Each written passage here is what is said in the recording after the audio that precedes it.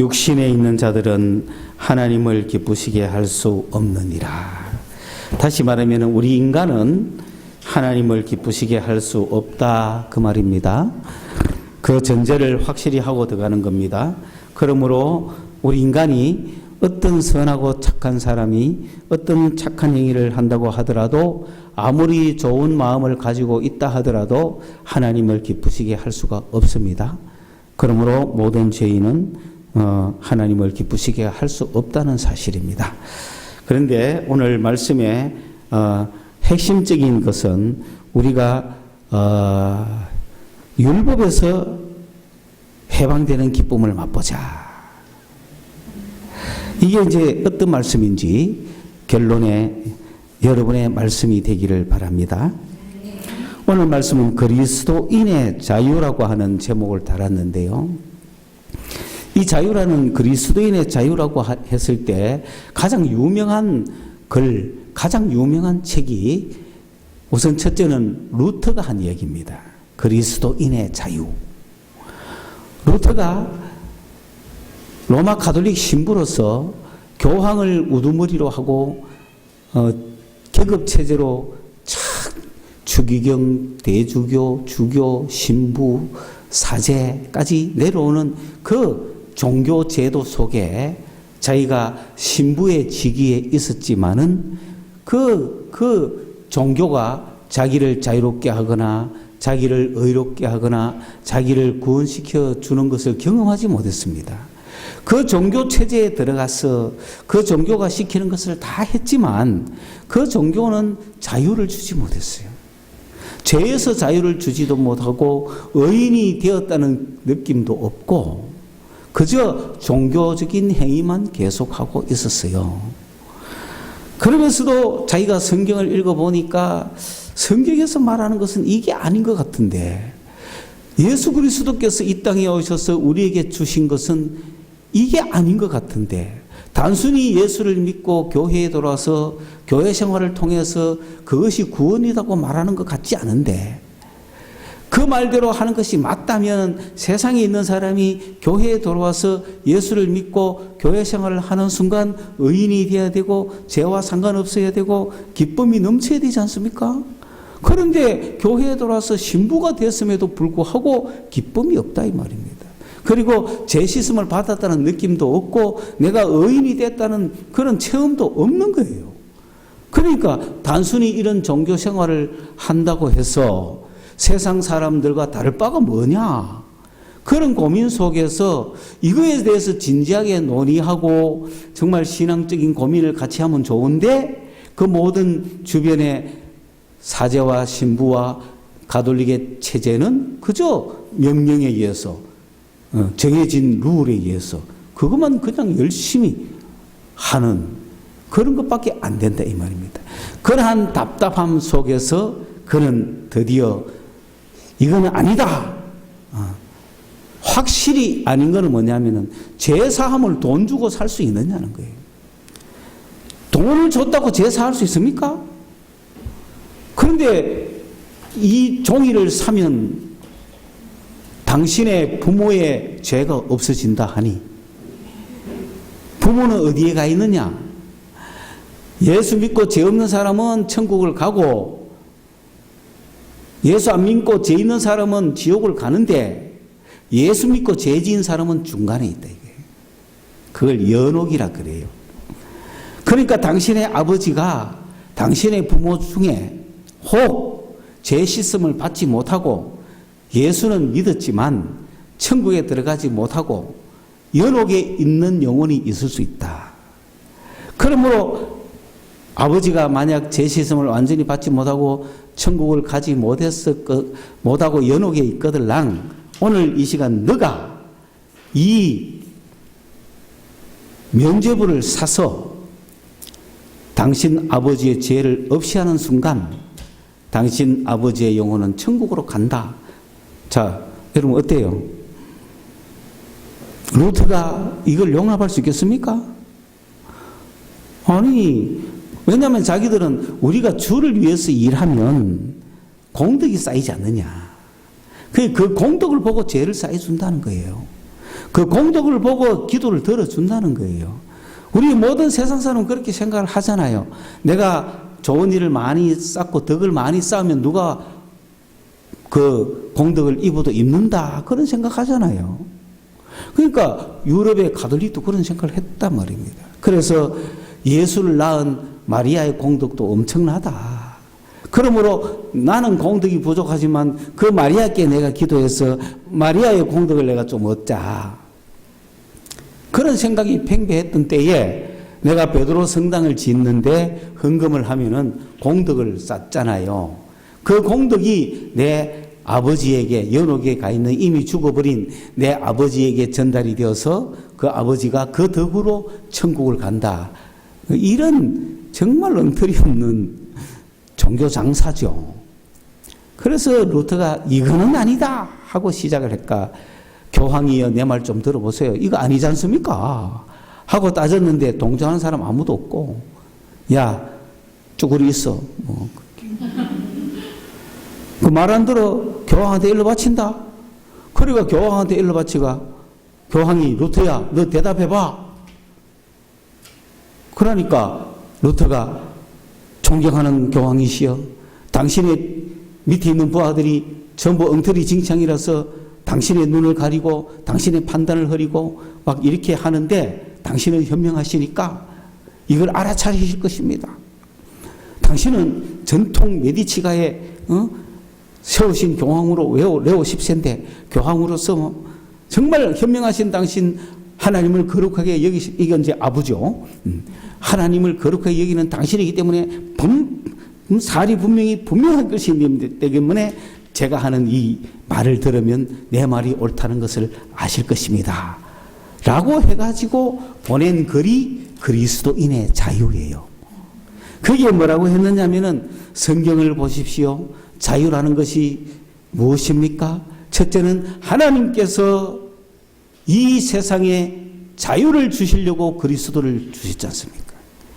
그리스도는 완전한 하나님이시요 완전한 사람이시기 때문에 그리스도는 누구에도 매이지 않는, 세상의 어떤 것에도 매이지 않는 만왕의 주이십니다. 만물의 주인이십니다. 그러므로 그리스도가 누구에게 예속됩니까? 그리스도는 이 세상 어떤 것에서도 매이지 않는 자유로우신 분이십니다. 맞습니까?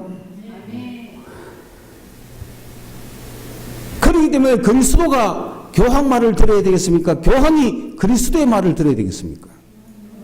교황이 그리스도의 말을 들어야 되지 않습니까? 맞죠? 그리스도는 만물의 주인이시니까. 그러면 성경은 그리스도의 말씀을 기록해 놓은 책인데 성경에서 써놓은 말이 맞지 않습니까? 그 성경은 뭐라고 써놨느냐? 이 땅에서 예수 그리스도를 믿는 사람들은 예수와 연합한 사람들입니다. 한마디로 예수와 결혼한 사람들입니다. 그것은 예수가 가지는 모든 권리를 그리스도인이 가진다는 얘기입니다. 결혼했다는 것은 저 사람의 상처와 빚을 내가 다 끌어안는다는 거예요. 그래서 여성들은 돈 있는 남자를 잡으면 되는 거야. 그 돈이 다 내 것이 되고 나의 모든 빚이 그 남편의 빚이 되니까. 그게 결혼이에요. 그래서 요즘 전부 비등한 사람끼리 하려고 그러잖아요. 서로 손해 안 보려고 혼수도 비슷하게 가오라 그러고. 그러나 그게 진정한 결혼일까요?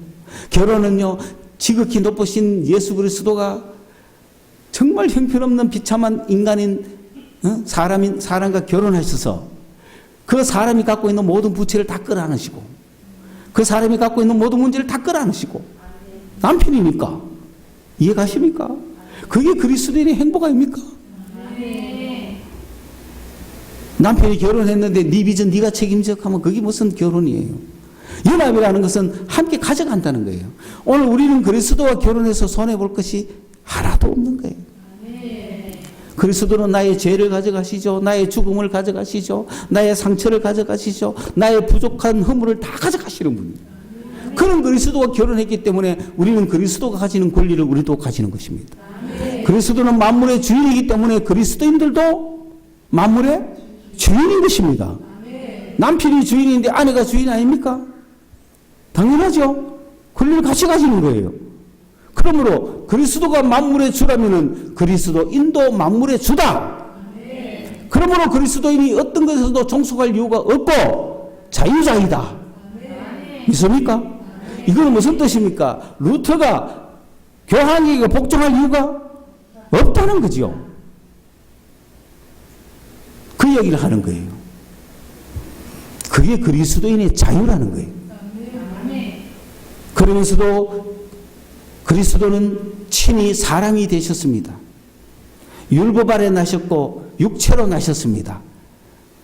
그리스도는 완전한 인간이십니다. 인간은 종입니다. 종의 형체로 종의 모양으로 오셨으니 그리스도는 또한 완전한 종이라는 사실입니다.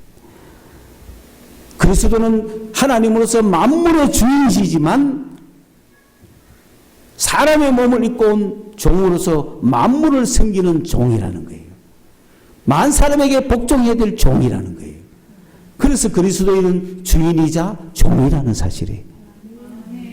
그렇죠? 우리는 그리스도 안에서 만물을 섬기고 만 사람을 섬긴다는 의미에서 복종하는 것이지 우리가 자발적인 복종을 하는 것이지 우리가 노예가 아니라는 거예요. 그것이 자발적으로 종이 되는 것, 그것이 그리스도의 자유라는 거예요. 그리스도인의 자유라는 거예요. 이 두 자유를 루터는 이야기를 했습니다. 두 번째 그리스도의 자유라고 했을 때, 그리스도인의 자유라고 했을 때 가장 유명한 글이 칼빈의 글입니다. 루터를 이어서 그 다음 세대를 개척하는 칼빈은 어떤 자유를 이야기했느냐 하면 칼빈이 이야기하는 그리스도의 자유, 그리스도인의 자유는 개신교 안에서의 자유를 이야기하는 겁니다. 루터는 로마 가톨릭이라고 하는 그 큰 체제에서 이 체제는 자유 체제입니까 아닙니까? 로마 가톨릭의 체제는 자유 체제입니까 아닙니까? 자유 체제가 아니라는 거죠. 뭐 하나님께 나가려고 해도 신부통에 나가야 되고 무슨 하나님께 복종하면 되는데 교황한테 복종하라 그러고 사람한테 복종하라 그러고 전통에 따라가라 그러고 뭐 이렇게 해야 된다 그러니 얼마나 종교가 자유롭지 못하고 제약을 받습니까? 그러니 루터는 더구나 그 속에 있어봤자 죄인이 의인될 수가 없어요. 루터는 우리가 내 속에 사람이 아무리 변화되어 봤자 의인될 수 없다. 의인은 바깥에서 온다. 바깥에서 침투해 들어온다. 그렇게 이야기했다. 그러므로 로마 가톨릭 안에서는 아무리 있어봤자 의인될 수가 없다는 거예요. 그래서 이 루터는 어떻게 의인될 수 있는가? 쉽게 얘기하면은 그 의의 문제가 싸웠어요. 루터는. 쉽게 얘기하면 로마 가톨릭을 떨쳐나와야 의인될 수 있다. 새로운 종교 속에 들어가야 됩니다. 새롭게 말해주는 종교에 가야 의인될 수 있지. 그 안에서 아무리 행위를 해봤자 의인될 수 없다. 쉽게 얘기하면 루터는 죄 때문에 고민을 했던 거죠. 그런데 칼빈은 좋아. 그렇게 해서 로마 가톨릭부터 다 자유를 찾아서 의를 찾아서 나온 개혁교회, 개신교, 오늘날 이야기하면 우리 교회, 그 가톨릭에서 다 나온 새로운 자유, 종교의 자유를 찾아 나온 그 교회로 구성된 개신교, 새로운 무리들. 그러면 이들이라고 지금 자유를 얻어서 완전한 걸 누립니까? 아니죠. 가톨릭에서 나왔지만은 이들도 지금 교회를 새롭게 형성했지만 이들에게 필요한 또 자유가 있죠. 개신교의 자유에 대해서 칼빈이 이야기를 합니다. 개신교의 자유에 대해서 이야기합니다. 개신교의 사람들은 로마 가톨릭에서 튀어나와가 정말 의인되는 기쁨의 자유를 맛보고 있지만 그러나 개신교 안에서도 지금 자유가 없이 헤매는 사람이 너무 많다. 개신교인들은 뭐에 고민을 하고 있냐면 율법 때문에 고민하고 있더라. 율법에 얽매여서 율법의 노예가 되어 죄인으로 죄와 죽음 속에 그대로 머물고 있더라. 그러므로 개신교인들은 율법에서 자유해야 된다. 그 이야기를 칼빈이 한 거예요. 칼빈이 하면서 예수님께서 우리의 모든 율법을 이루셨는데 모든 짐을 주님께 맡기면 되지. 왜 우리가 그걸 담당하느냐. 이것을 개신교인에게 가르쳤죠. 그러니까 왜냐하면 이 루터가 이야기했던 것은 죄에서 탈출해 나가 의인이 됐는데 의인이 된 그리스도인들이 계속해서 죄인 가운데 있다 이 말이에요. 의인된 그리스도인들이 그 의인의 기쁨을 누리지 못하고 계속해서 죄의식 속에 죄짐을 자기가 계속 지고 가더라는 거죠. 개신교인들이. 그래서 나왔으면 자유함을 완전히 얻어야 되는데 거기서 나온 개신교인들도 여전히 죄의 짐을 지가 지고 가더라는 거죠. 자기가 율법을 이루어보려고 하더라는 거예요. 율법을 자기가 이루어보려고 하니까 여전히 죄 가운데 있고 그 율법을 이루지도 못하고 죄의식 속에 빠져서 기쁨을 잃어버리고 그 여전히 살아가는 것이 개신교들. 그 개신교들을 향하여 칼빈이 그리스도의 자유를 외치면서 우리는 그렇게 우리의 모든 빚을 주님이 다 가져가셨지 않냐. 그러니까 자유해라. 그 사실을 알아라는 거예요. 그러니까 루터는 여기서 논리적으로 근본적으로 원론적으로 이야기를 했고 칼빈은 그렇게 해서 나온 사람들을 구체적으로 한 사람 한 사람의 삶을 갖고 이야기하는 거야.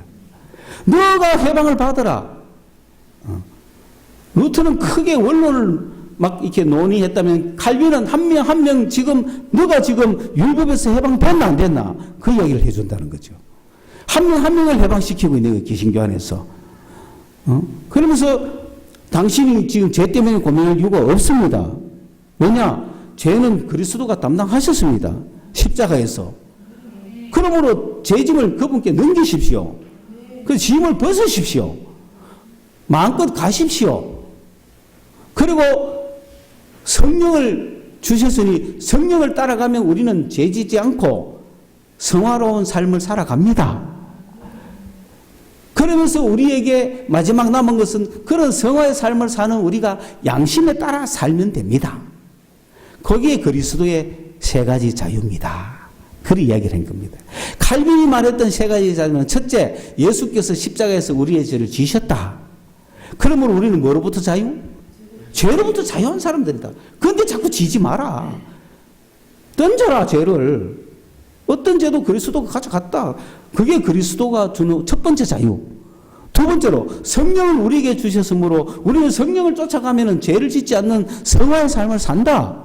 그렇기 때문에 우리는 죄로부터 자유하다. 생활에서 자유할 수 있다. 세 번째로 그런 삶을 사는 우리는 다만 양심의 자유를 지켜야 된다. 양심에 끄리기면 안 된다. 양심의 자유를 지켜라.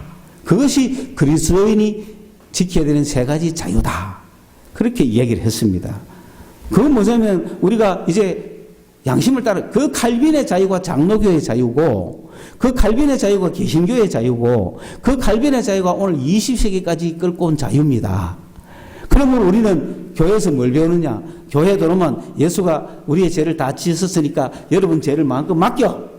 죄 없어 이제. 둘째, 성령을 우리에게 주셨으니 성령을 따라 우리가 살면 돼. 그러면은 율법 안에 있지 않고 이 성화의 삶을 살 수가 있어. 그런데 그 성령을 따라 산다는 가장 기본적인 모습은 양심 따라 사는 거야. 그게 그리스도인의 자유야. 그 양심이라는 건 뭐냐? 제가 오늘 아침에 평소와는 다르게 집에서 계산을 많이 했어요. 한 9시 반쯤 교회를 가서. 그래서 준비하면 10시 반 전까지는 충분히 마칠 수 있을 것이다. 그렇기 때문에 내가 무리해서 일어날 필요가 없다. 8시 30분까지 또는 9시까지 내가 올 필요가 있겠는가? 그래서 내 몸을 위해서 조금 더 쉬다가 일어나자. 나름대로 계산을 철저하게 해가지고 다 시간 맞춰 왔는데 예정대로 딱 왔으면 별 문제가 없겠죠. 그런데 오다가 일이 생깁니까? 안 생깁니까? 그걸 고려해야 돼요, 우리는. 딱 정확하게 맞추면 안 돼요. 아니나 다를까 딱 멋있게 시가 맞춰 딱 오는데 우리 집 앞에 와가 나오는데 길거리에서 할머니가 쓰러져 있는 거야. 그걸 어떻게 지나가 내가. 그렇죠? 그래서 결론적으로 할머니를 제 정동 스쿠터에 태워가. 한의원으로 가신다 그래서 한의원 치마로 가는 중에 길거리에서 넘어져가 막 열 아픈 거야. 뭐. 그래서 그게 내 양심이죠. 내가 나 빨리 예배 준비하러 가야 돼.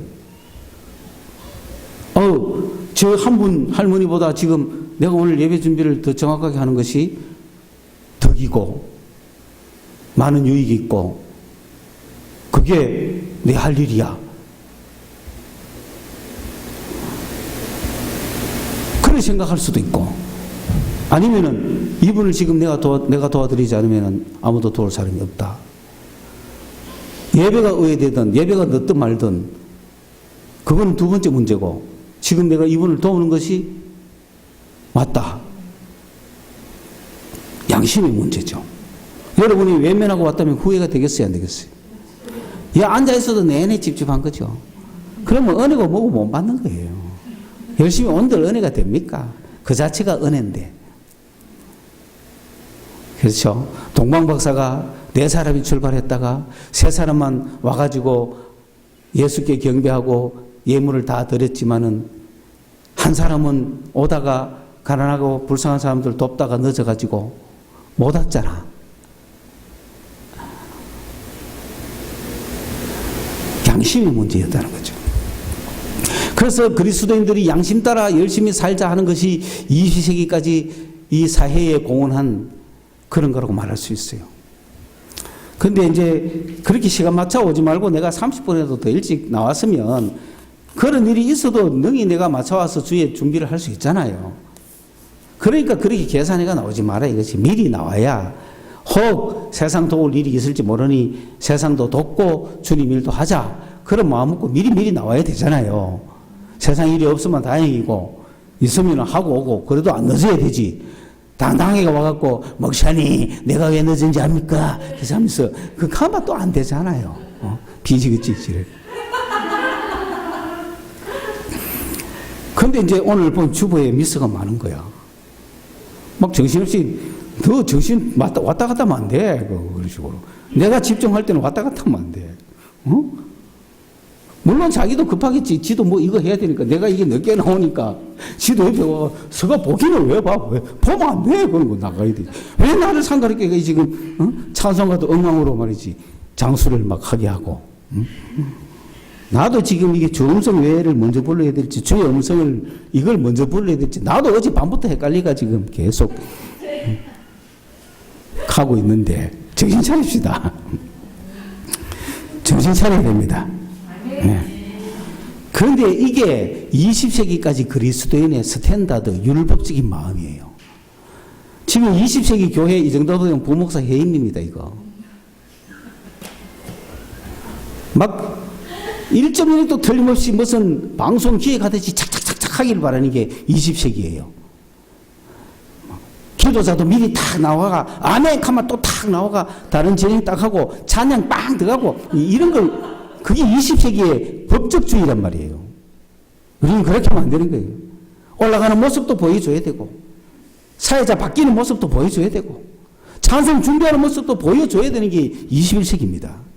20세기의 스탠다에 들어가지 마십시오.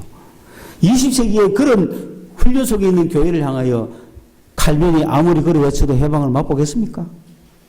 율법에서 자유하라 그래도 칼빈의 이야기가 안 믿기다 가는 거죠. 그리스도인들은 열심히 율법을 지키는 거예요. 그러니 기쁨이 없는 거죠. 교회를 나와도 해방의 기쁨이 없는 거죠. 그렇죠? 가톨릭에 다니다가 개신교에 왔을 때 자유를 맛봤죠.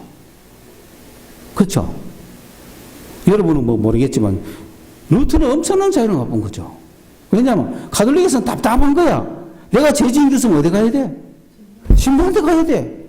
신부한테 가가지고 자 커튼 딱 닫고 말해보세요 하면 어쩌고 해야 돼. 고해성사를 해야 돼. 이런 불편함이 어디 있노? 여러분 그렇게 하라고 하겠어요? 아무도 안 해. 안 믿고 자빠지 뭐.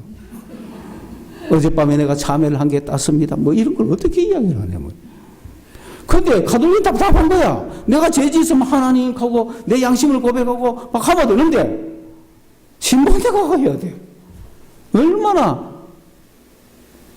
그걸 해방받았을 때 자유함이 넘치겠어요. 그러니까 자유의 양심을 가진 개신교인들이 교회에 돌아가고는 신부도 필요 없어. 목사한테 갈 필요도 없어. 그 너무너무 자유하지만은 또 뭐에 매달렸어요? 율법에 매달린 거예요. 자기 스스로.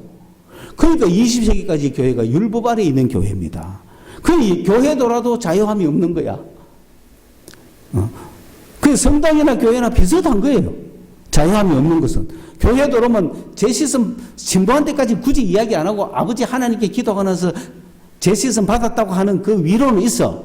그런데 내일 또 죄짓고 모레 또 죄짓고 또 죄짓는 거야. 뭐 아래 있기 때문에? 율법 아래 있기 때문에.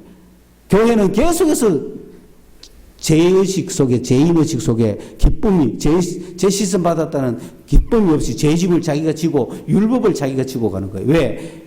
현대사회는 그런 법적 시대이기 때문에. 그리스도인들은 다 법을 지키려고 하고 있단 말이에요. 그런데 지켜야 될 법이 율법 아닙니까?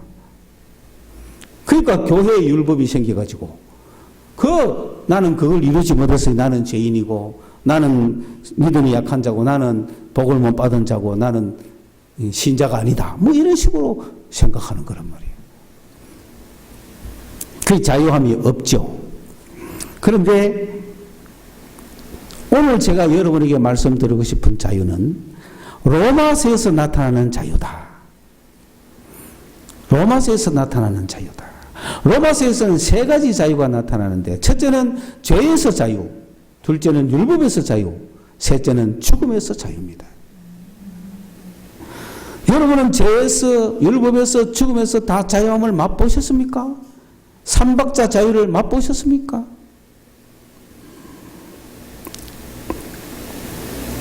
이거를 제가 비유를 딱 해보니까 루터가 했던 그 1세대, 칼빈이 했던 2세대, 지금은 3세대입니다. 루터의 1세대는 우리 한국에도 교회가 처음 들어왔을 때 1세대와 마찬가지. 그거는 뭐냐면은 죄에서 자유를 얻는다는 것은 포로에서 해방됐다는 얘기고 식민지에서 해방됐다는 얘기고 억압의 나라, 자유가 없는 나라에서 탈출해 나와서 자유를 얻었다는 뜻이에요. 세상은 죄의 나라입니다. 이 죄의 나라에서 우리가 탈출을 했기 때문에 자유의 나라로 탈출을 했습니다. 하나님의 나라로. 예수를 믿었다는 것은 세상에 억압된 종의 나라에서, 죄의 나라에서, 죄의 통치 체제에서 예수를 믿음으로 자유의 나라, 하나님의 나라로 탈출해가 온 게 같다는 얘기예요. 우리는 하나님의 나라 백성이 됐다는 거죠. 그렇기 때문에 자유가 넘치는 거예요. 죄를 짓는 것도 자유고 안 짓는 것도 자유예요. 그러나 이쪽은 죄인일 수밖에 없어요. 이 안에서는 의가 없어요. 여기서는 지가 아무리 잘 살아도 자유를 얻을 수가 없어요. 그렇죠? 일본이 우리나라를 지배했던 식민지를 삼아서 자기가 우리를 지배했던 그 시대에는 우리나라에 자유가 있습니까? 없잖아요. 그런데 그 자유에서 해방됐을 때 기쁨이 어땠어요? 8.15 해방의 만세의 기쁨이잖아요. 아니 뭐 누가 돈을 줍니까? 먹을 걸 줍니까? 그저 일본에서 해방됐다니까 기쁜 거죠. 그게 자유의 기쁨. 앞으로 그 나라가 뭐 완전한 자유를 줄지도 모르면서. 그러나 우리나라는 그런 자유의 기쁨을 맛봤죠. 자, 북한은 자유가 있습니까? 없습니까? 자유가 없으니까 탈북자들의 기쁨. 자유를 찾아서 탈출하는 자들의 기쁨. 그 나라를 바꿀 수 있는 방법은 첫째, 거기에서 탈출을 하든지, 둘째로 자유가 그 나라를 향해 들어가든지, 둘 중에 하나예요. 자유가 그 나라에 들어가서 그 나라를 바꾸든지, 아니면 그 나라 안에서 탈출해 나오든지, 둘 중에 하나예요. 오늘 우리는 세상에서, 세상 안에 있으면서 의인 될 수가 없어요. 세상 안에서 자기가 아무리 노력해도 바뀌어지지 않아요.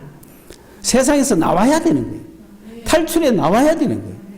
세상 속으로 침투해 들어오는 의의 나라, 자유의 나라, 예수의 나라가 들어와서 이루어가는 거죠. 우리는 예수를 믿음으로 세상에서 탈출해서 구원받았어. 저 의의 나라로, 종의 나라에서 자유자의 나라로 옮겨간 자들이에요. 우리는. 그걸 강조했던 사람이 루터. 그러니까 관념론적이죠. 전체적인 거죠. 원론적인 거죠. 그게 그리스도의 자유다라고 1세대의 자유는 그렇습니다. 그런데 2세대의 자유라는 건 뭐냐 하면 해방된 우리나라에 감옥이 있지 않습니까? 감옥에 들어간 사람과 안 들어간 사람의 차이가 있죠. 나라는 똑같이 자유의 나라에 사는데 법을 어기면 어디에 들어가죠? 감옥에 들어가는 거야. 그런데 비유하면 칼빈의 자유는 그 법에서 해방되라는 거예요. 그런데 우리는 허구한날 어디에 들어가? 감옥에 들어가 있네. 개신교인은 감옥 생활을 하고 있는 거예요. 내일 풀어 나오면 또 모레 또 들어가. 모레 또 나오면 또 그 다음날 또 들어가고 매일매일 감옥으로 들어가는 게 습관화되어 있는 그리스도인들. 이해갑니까? 무슨 말인가? 지금. 그러나 자유의 나라에 살고 있는 건 맞죠? 자유의 나라에 살고 있지만 법을 어겨서 감옥에 들어가 있는 삶을 사는 것이 개신교라. 이해갔죠? 그게 2세대입니다. 2세대. 3세대를 이야기하면 3세대 이야기를 마지막에 지금 해야 되는데 제가 지금 이야기를 하는 이유는 2세대에 대한 복음을 오늘 여러분에게 전하는 것이 제 목표이기 때문에 3세대를 빨리 이야기하는 겁니다. 3세대는 뭐와 같느냐? 3세대는 지금 3세대의 자유가 필요하죠. 그 3세대의 자유를 앞으로 외쳐야 되는데 그 3세대는 이제 뭐 2세대에서 해방이 됐어. 2세대에서 해방이 됐다는 것은 감옥이 없다는 거죠. 법이 없으면 감옥이 필요 없잖아요. 그러면 완전한 자유를 얻습니까? 아니죠. 그들은 죽음에 대한 두려움이 있고 병을 앓죠. 암을 무서워하고 불치병을 무서워하고 그러면 사람이 이제 병이 걸리면 어디로 가야 돼요? 병원에 가는 거야. 그러니까 3세대는 현대인은 다 어디에 매여 산다? 병원에 매여 사는 거지 지금. 지금 그거를 감안해서 다시금 들어보세요. 자, 1세대는 국가입니다. 나라. 2세대는 교도소입니다. 3세대는 병원입니다.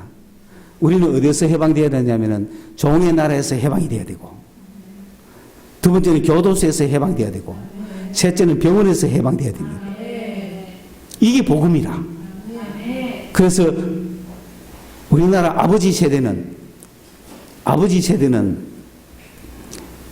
할아버지 세대는 완전 옛날 세대지만은 할아버지 세대의 일제의 식민지가 돼가지고 아버지 세대의 해방을 맛봤어요.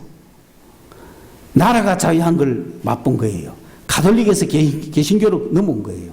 그때 기쁨이 얼마나 넘쳤어요. 그런데 반쪽만 했죠. 남쪽만 기쁨이 넘쳤죠. 그건 저 자유의 나라였잖아요. 그죠?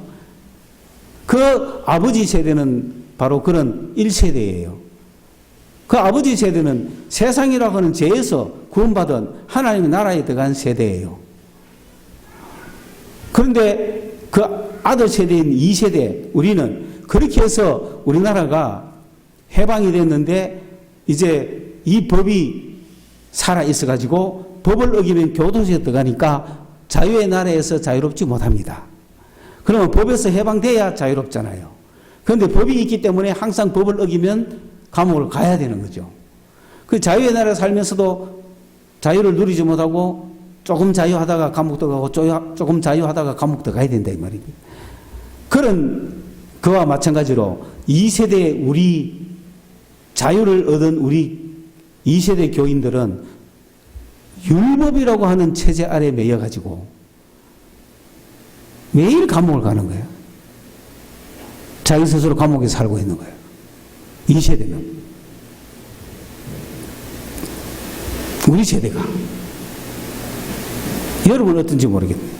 우리 세대는 우리가 죄로부터 구원받은 건 확실하잖아. 세상 나라에 속하지 않은 것도 확실하잖아요. 하나님 나라에 들어간 것도 확실하잖아요. 하나님 나라의 자유를 누리는 것도 확실하잖아요. 그리스도인들이. 그렇죠? 그런데 율법에 매여 살죠. 매일 짓는 죄 때문에, 늘 짓는 죄 때문에 감옥 들어가잖아. 그러니까 막 열심히 부르짖으면 풀려나고, 또 그 다음날 또 들어가고, 율법 아래 사는 것이 그리스도인이라는 거죠. 자유의 나라에 살지만 율법 아래 살기 때문에 늘 감옥에 들어가는 거예요. 그래서 기쁨이 없는 거예요. 예수를 믿고 하나님 나라 왔지만 기쁨이 없는 거야. 맨날 어디 들어가기 때문에. 교도소 들어가기 때문에. 교도소 들어가기 때문에 기쁨이 없는 거야. 뭐 때문에 교도소 갑니까? 법 때문에 교도소 가는 거예요. 법만 없으면 우리는 교도소 갈 이유가 없잖아요. 그렇죠? 그러면 법이 지금 살아있을까요? 없을까요?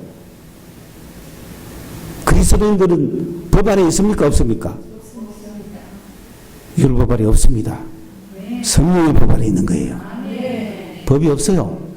그런데 이 세대는 법을 지킨 거야. 그래서 율법을 어기면 지 스스로 감옥에 들어가는 거야. 그런데 법이 없다면 우리는 그 율법의 아래에 있지 않고 율법의 지배를 받지 않을 거란 말이에요. 그런데 오늘 로마서 8장 1절에도 죄와 사망의 법은 율법이에요.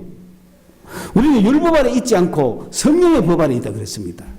그러니까 뭐냐면은 내가 성령을 쫓아가면 율법 아래 없다가 아니라 이미 성령이 오신 후에는 율법을 폐했다는 거예요. 내가 율법 아래 살 필요가 없다는 거예요. 율법은 살아있어 갖고 성령의 법하고 대치되는 게 아니고 율법은 폐했어요. 성령의 법만 있어요. 그런데 괜히 성령의 법도 놔두고 우리는 율법을 살려가지고 율법 아래 자꾸 교도소를 들어간다 아닙니까? 우리 스스로가. 그걸 확실히 아셔야 됩니다. 개신교의 율법에서부터의 해방은 이겁니다. 법을 무시하세요.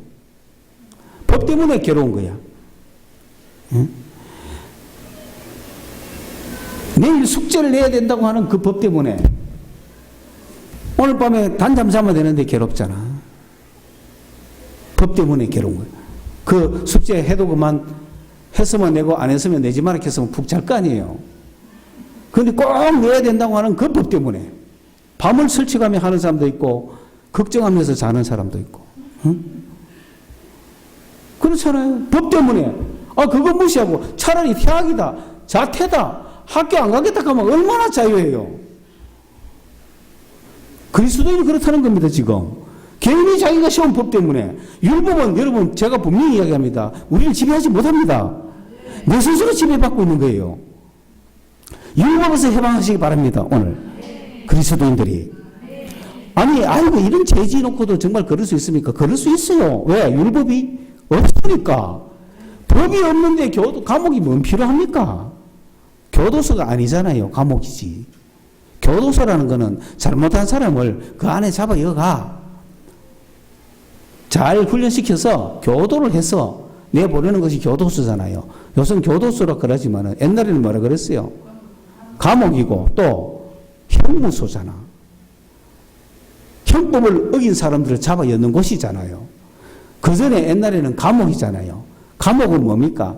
법을 어겼다고 잡아 여는 곳이 아니고 무조건 가다 놓는 게 감옥이에요. 이 사람이 의인이든 선인이든 상관없어요. 왕이 잡아 여라 하면 잡아 들어가는 거죠. 그게 감옥이야. 그런데 형무소는 이제 근대에 국가가 생기고 법이 생겨야 법에 의해서 법을 어긴 자들이 들어가는 게 형무소죠. 그래서 내가 여기에 해당되는 죄를 지었으니까 여기에 해당되는 형을 살아야 된다. 그래서 그 형을 살기 위해서 들어가는 곳이 형무소 아닙니까? 그래서 너는 자전거를 훔쳤으니까 6개월 살아야 돼.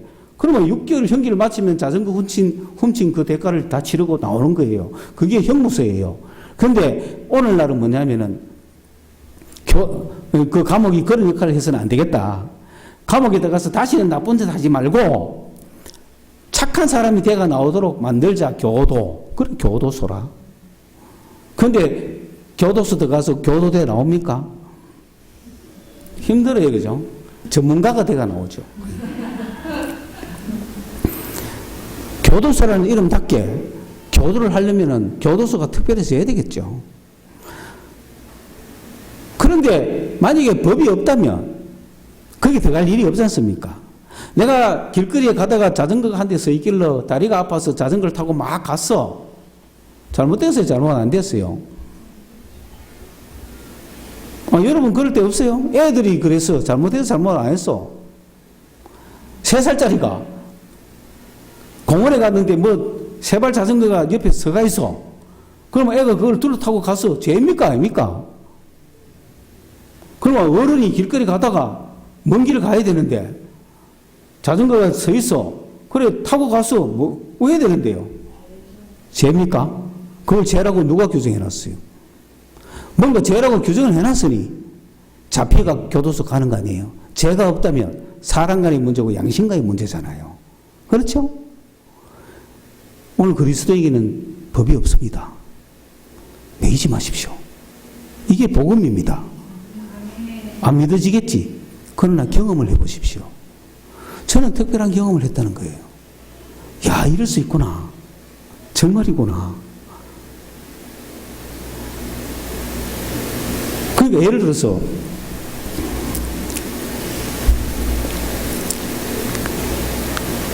그러니까 지금 길거리 가다가 자전거를 탁 타고 지는 열심히 가잖아요.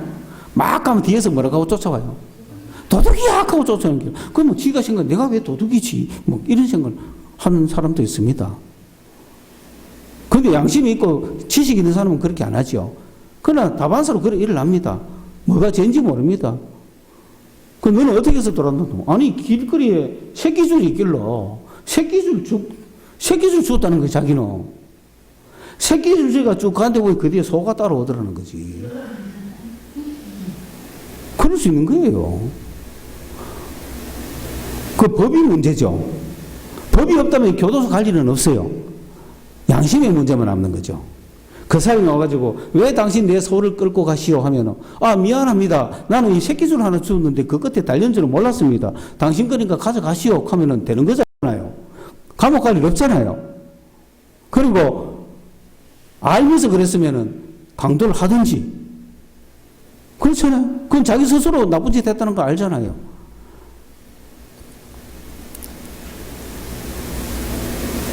그런데 여러분이 길을 가다가 자전거를 타고 내가 저까지 한참 가야 되는데 저 자전거를 타고 가야겠다 하고 그래가 가면은 뒤에서 도둑이야 하고 쫓아오니까 감옥 가야죠. 그런데 법이 없다면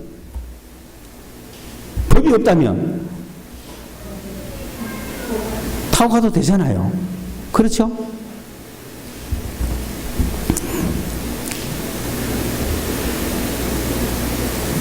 그런데 대부분 사람들은 법이 없는데도 불구하고 그걸 타고 가지를 못합니다. 뭐가 있어서? 과거에 율법이 있으니까. 그거 타고 가면 도둑질이 된다는 거 아니까 그걸 못 타고 가잖아요. 그렇죠?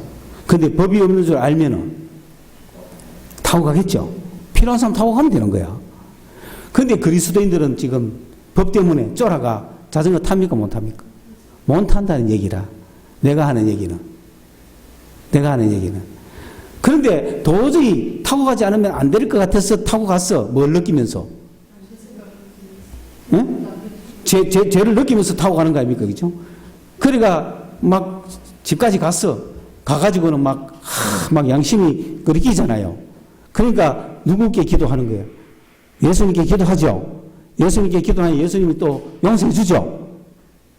그러니까 자기는 다시는 안 그래야 되지 하고 또 결심하죠. 근데 그 다음날 또 해야 안 해요? 그 다음날 또 하죠. 또 가가지고 또 제사함 받고. 그럼 이 사람이 기쁨이 있나요, 없나요? 기쁨이 없잖아. 그런데 어느 날 이제는 내가 죄지가 지옥 가든 말든 이제는 용서받을 생각 안 하고 죄지가 지옥 가든 말든 자전거 타고 가자 하고 마음먹어. 그러면 기분이 좋아요? 일단 안 좋아요? 기분 좋습니다. 해보세요. 막 거리끼면서 이거 하면 되나 안 되나 하고 하는 것보다 해부작 하는 게 기분 좋아요. 그거 기쁨을 맛보시라니까. 그냥 이 죄로 내가 죽작하고 해보세요. 용기를 내가지고. 그러면 막 기분 좋아. 신나게 다가가서 그건 지는 이제 뭐가 됐어? 나는 죄인이다. 나는 죽을 수밖에 없는 죄인이다. 나는 끝난 죄인이다. 그러게 안 그러겠어요? 아, 여러분 이게 이해가 돼야 빨리 끝나는데 이해 갔습니까? 해보셨어요? 해봐야 돼. 이제 이 사람은 자전거 타고 가면서 이제 어떤 마음이라? 양심 편해 안 편해? 안 편해? 편하세라! 양심 편해! 왜? 나는 뭐니까? 죄인이니까. 나는 뭐 형벌 받을 죄인이고 죽을 죄인이고 심판받을 죄인이잖아. 그전에는 죄인 안 되려고 노력했단 말이지. 그러니까 막 타고 가면서도 이러면 안 되는데 이러면 안 되는데 하고 타고 갔는데 그러니까 주님 용서해 주세요. 용서받고 그가 다시는 죄 안 지어야지 하고 막 했는데 이번에는 에이씨 죄 짓부자. 죄 짓고 막 죄인으로 막 멸망받자 하고 갔잖아요. 그렇죠? 그래 막 양심 편해. 와 나는 뭐니까? 죄인이니까. 그래 나는 죄인이야. 나는 영락 없는 죄인이고 죽을 수밖에 없는 죄인이고 죽어야 되는 죄인이야. 끝이야. 멸망이야. 맞죠? 그런 마음을 가졌어야 돼요. 그러니까 완전한 죄인이야. 나는 의인 아니야. 완전한 죄인이야. 그제? 그러니까 죽여주세요 하고 딱 가가 도착해가 세우자마자 죽여주세요 하는데 아무 일 없어. 그러면서 야야 네가 이 진리를 이제 깨달았냐. 율법은 벌써 없었었어. 그런데 왜 네가 네 혼자 매달리고 그 평생을 살았노? 없는 율법을 왜 네가 만들어가 살았냐? 다만 우리는 성령의 법이라고 하는 양심의 법만 있는 거야. 네가 양심이 괴로우면 가가지고 돈 좀 줘.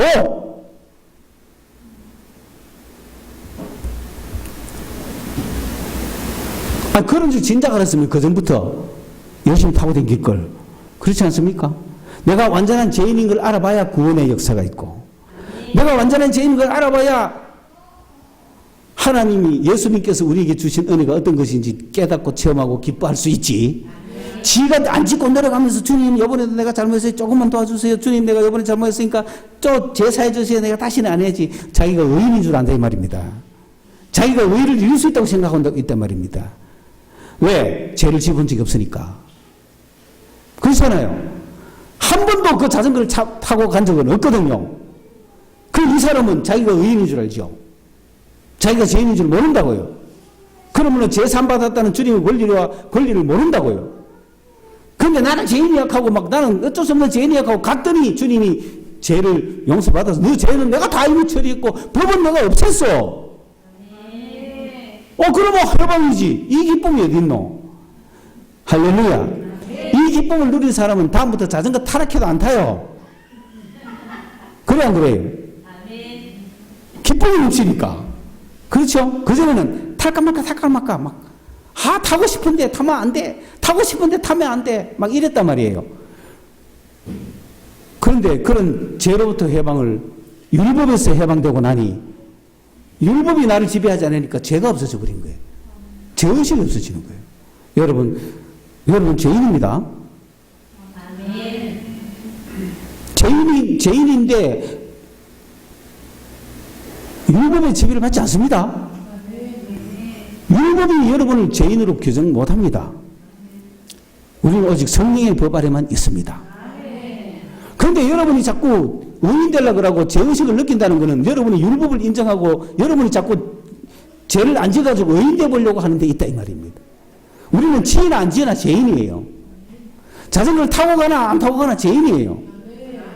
그래서 내가 죄에서 구속함을 받은 그 기쁨을 맛보려면 자전거 타고 가란 말이에요. 내가 하는 얘기는 타고 가고 죄인으로 죽어봐야 사함받은 기쁨이 있다 이 말입니다.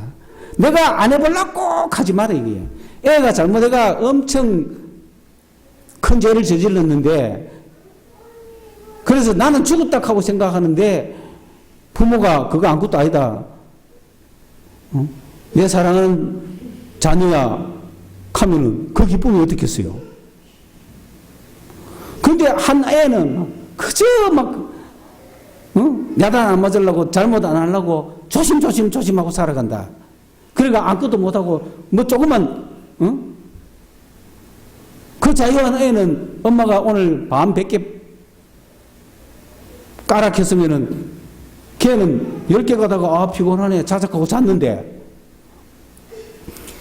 그 엄마한테 야단 맞고 그런 거 안 하려고 책 안 잡히고 뭐 잘못 안 하려고 하는 얘는 90개를 까다가 도저히 힘이 들어 더 못 까고 하고 잠들어 버렸는데 엄마가 오니까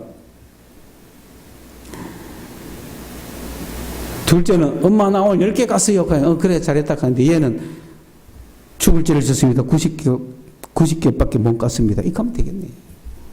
90개나 까놓고 왜 비참해야 됩니까? 죄를 그렇게 안 지놓고 왜 죄인 되어야 되냐고. 죄의식을 가지고 기쁨을 누리지도 못하고 그렇게 살아가야 되냐. 율법이 왜 주장해야 되느냐. 무슨 말 이해가십니까? 한 개도 안 깠든 100개 다 깠든. 그러니까 이 친구는 한 2개만 까고 셀이 차버야 되는 기라. 그러니까 죽으면 죽고 엄마가 야단 치마 치고 말고는 차버려 놀러 가자 하고 제 10개 깔 동안 지는 2개만 까고 차버는 기라. 그러니까 엄마가 왔을 때 너 안 까놓고 뭐 내 놀러 간다고 안 깠다고 하면 그래 잘했다 하면 지는 엄마를 기다릴 동안 무슨 심정이었어요? 완전히 이제 자식에서 호적파고 그런 심정이 있을 거 아니에요. 그런데 아무도 안 일렀어. 얼마나 행복했겠어요. 내 스스로 법을 세웠구나. 내 스스로 법을 세웠구나. 내 스스로 왜 우리가 율법을 알고 있으니까. 율법을 몰랐다면 좋을 텐데 내 스스로 율법을 세워가지고 지키지도 못할 율법. 내가 죄인 된 것을 빨리 알았으면 되는데 죄인 되기 싫어가지고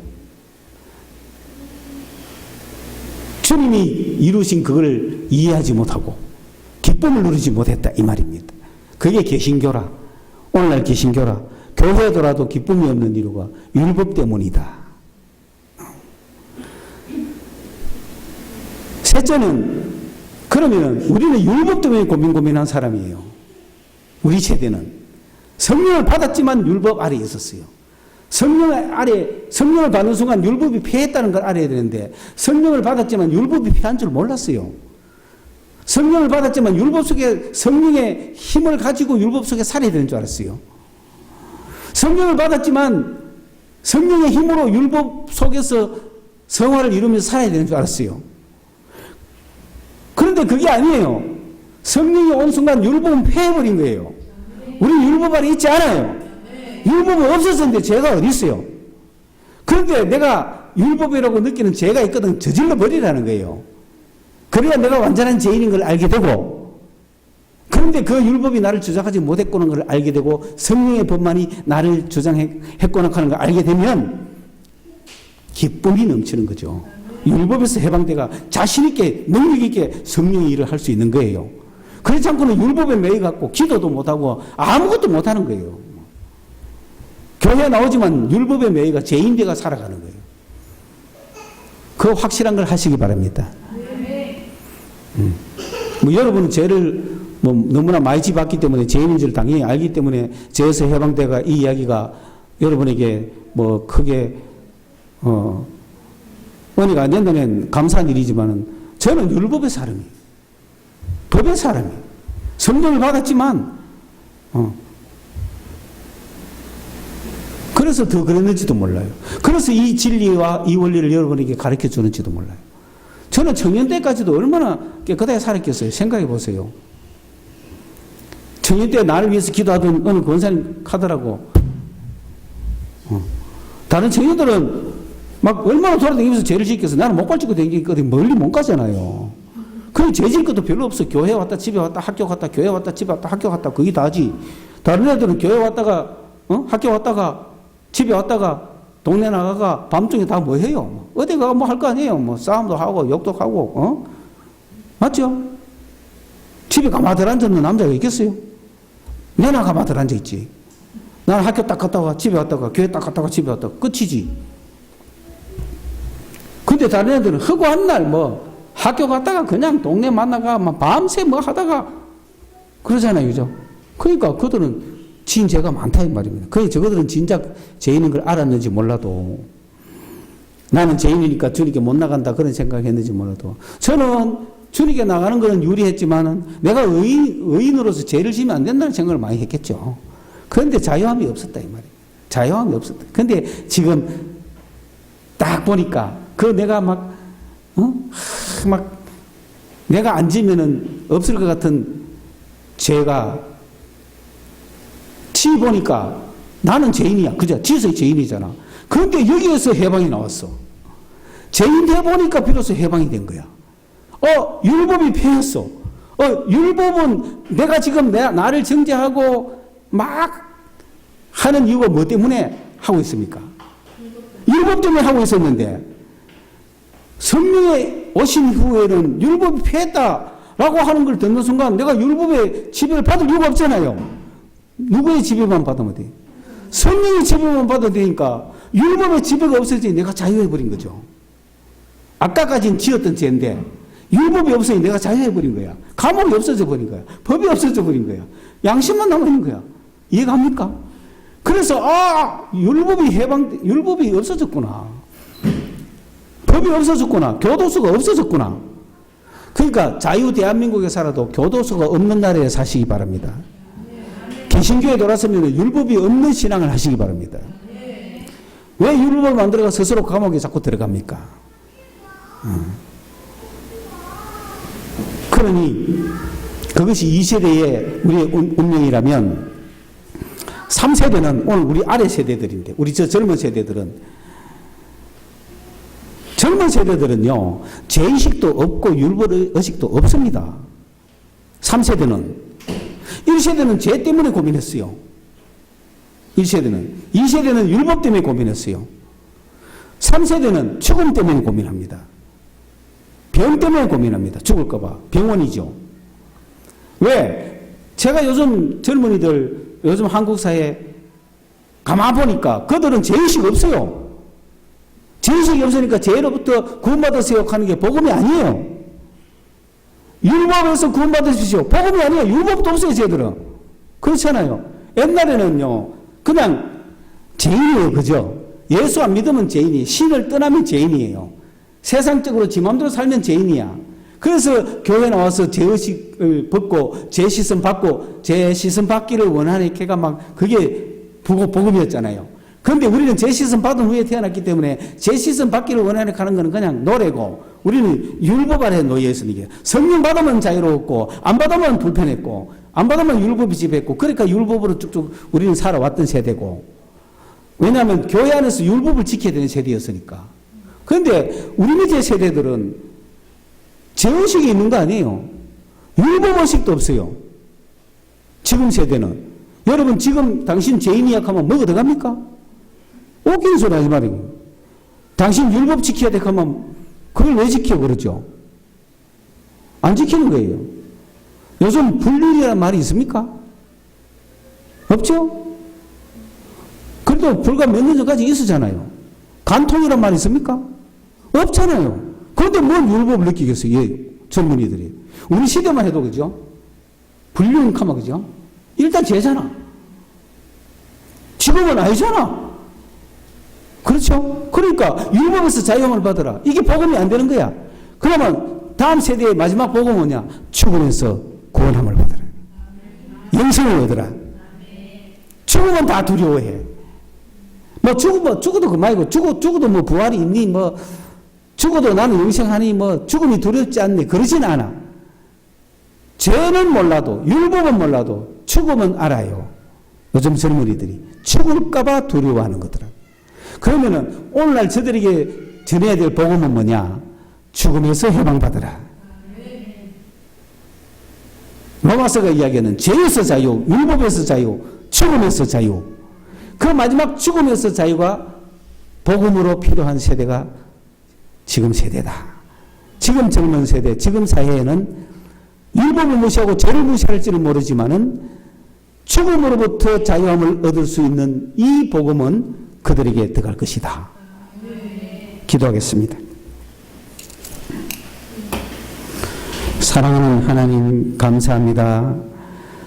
이 짧은 시간 동안에 얼마나 많은 변화가 일어나는지 오늘 1대, 2대, 3대의 신앙을 생각해 보면서 하나님 기쁨을 잃어버린 저 얼굴들, 저 포로된 것에서, 저 교도소에서, 저 병원에서 죽음이 두려워,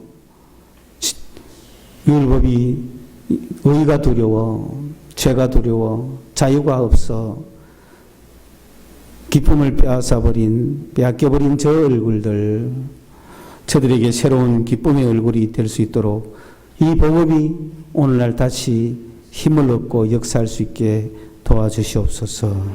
예수님의 이름으로 기도드리옵나이다. 아멘.